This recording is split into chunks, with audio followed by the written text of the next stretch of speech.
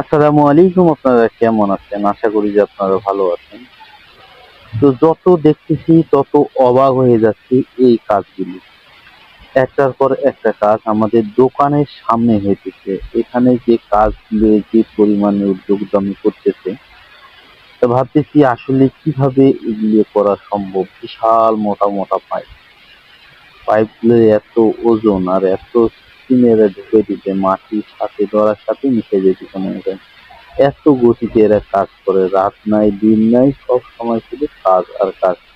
বাবার বাবা, এটা একটা লোহার পাইপ, লোহার পাইপটাকে এত ভাবে ঢুকাই দিল, মানে মানে হচ্ছে শুয়ে দেওয়ার সাথে ছেড়ে যেতেছে এরকম। মানে এদের যে শক্তি, শক্তির কাছে এগুলি কিছুই না।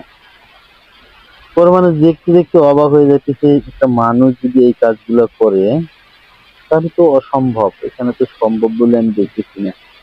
এত দেখা যায় যে মাটির নিচে মনে হয় যে ১০০ ফিট বা ২০০ ফিট পর্যন্ত লোহার পিলার ঢুকাবে, সেই জন্য এখানে করা হইতেছে।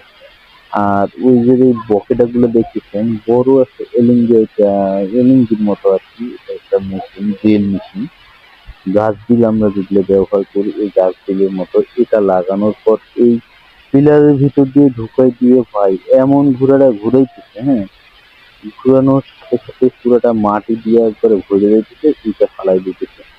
আর এটা যদি আমরা মানুষের দিয়ে করার চেষ্টা করতাম, একবারে অসম্ভব হয়ে যেত। কারণ মেশিন আমাদের জন্য অনেকটা ভালো। এই মেশিন যতটা ভালো ততটাই খারাপ।